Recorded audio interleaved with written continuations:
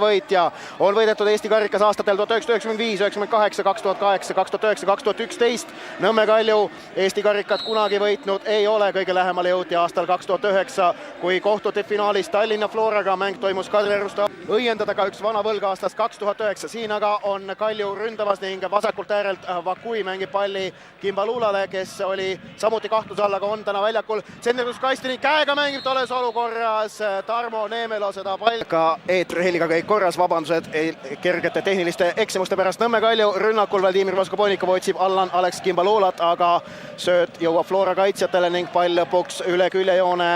Flora parem kaitsja Nikita Vakui, abiks tuleb talle Kimbalula, Janar Toomet ning Kimbalula ja pall püsib kenasti väljakul ja Kalju on jõudnud, lendab karistusalasse, aga seda puhku ükski Flora mängija selleni ei ulatu.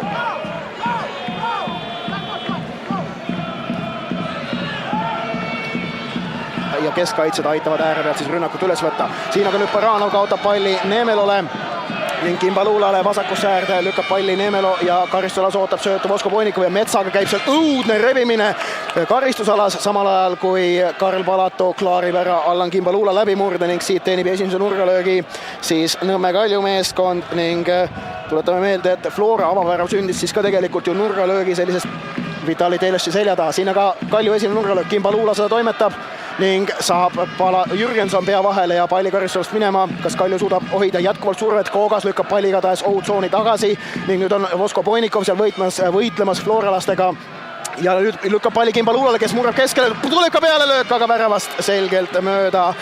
See Prantsuse äärepoolkaitsja Allan Alex Kimbalula hooajal siis selline ülimalt võtmemängija, sest et järjest just tema väravatest Kalju suutis võtta vajalikke võidu või viigipunkte viimastest voorudest.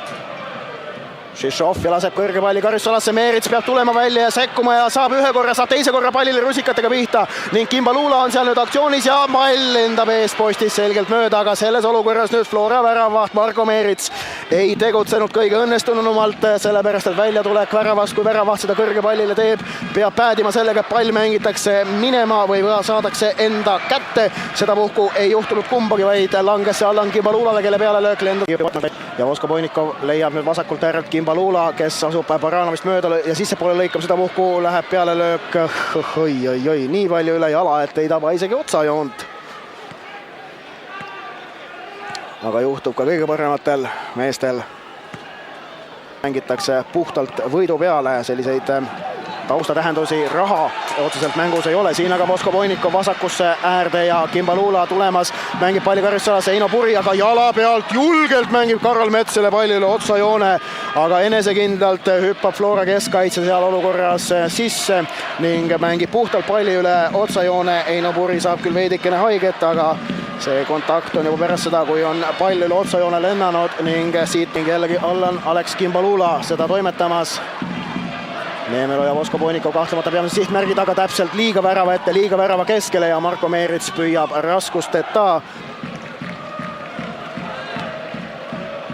Kimbalula ja saab mööda Baranovist, tuleb sinna nüüd ka Frolov ja abiks on ka Alliku ja Kimbalulaga on rohkesti tegemist ning sissevise jääb aga Florale selles olukorras, sest et Kimbalula kukub ilma põhjuseta. Ja temast läks ka pall üle küljejoone. Kohtunik Jaan Roos käib ja loeb seal Kalju vasakäärele sõnad, mis on manitseva alatooniga peale ning mäng jätkub. Baranovi out, post, Van der Streek, Koogas paneb pea vahele, Kallaste vast välja ning suutis siis keskkaitsja Karl Palato tolles olukorras Flora päästa. Meerits tuleb, ei jõua pallini, ei tee ka viga ja lööb Vakui ja Karl Palato suurepärane väravahi töö selles mõttes, et lükkab jala ette. Siit tuleb Kaljule kolmas nurgalöök Kimbalula ääres ja Vakui omakorda Froloviga. Mehi on kukkunud kõvasti ja lõpuks on Kalju see, kes sealt võtab selle palli ja tuleb rünnakule ning Kimbalulat selja tagant tirib tolles olukorras Karl-Erik Luigend ja siit tuleb ka esimene kollane kaart Flora mängijatele, kui Karl-Erik Luigend tolles olukorras peab otstarbekaks Nõmme Kalju võtada ning see kahtlemata Kaljut ka segas ja kammitses nüüd teisel poolajal, kuigi jah, rünnaku lõpuni ja Voskoponikov kenasti leiab Kimbalula, tolle tsenderdus ning on taga ootamas Toomet, aga tema nina ees saab ka Jüri jätkab, aga Kalju on vasakul äärt ründamas ning Kimbalula tolles olukorras ja siit tuleb Audi sissevise Tallinna Flora kasuks ning nüüd siis vahe Laula. Jürgenson ja Van der Streek tema vastu ning võetakse Kimba. Nagu meil Eestimaal suviti ja kevadet ikka näeme, on nüüd vallandunud. Jürgenson teeb vea Kimba Luulale ja mäng jätkub Kalju karistuslöögiga. Aga jah, mängijad peavad nüüd olema tähelepanelikud ning kahtlemata väravavahid eelkõige, sest et kõik pallid, mis nüüd juhtuvad niimoodi madalalt ja murus põrgates saabuma, siis need on kahtlemata eriti ohtlikud ja ebamugavad püüda. Kodudesse teleekraanide läbi kohale jõudnud, kuidas see mängijaid siin mõjutab ja mängu samamoodi mõjutab, aga lõppkokkuvõttes ülesanne ei muutu, on vaja lüüa väravaid, on vaja võita see kohtumine, on vaja võita Eesti karikas 2013 ning Flora välja, Šišov uuesti Kimba Luulale ning Kimba Luula ääre peale tuleb Senderus Karissolasse, aga ükski kaljukas ei saa sellele pihta, ka mitte Hidetoshi Vakui. Kalju siiski hoiab palli Flora väljaku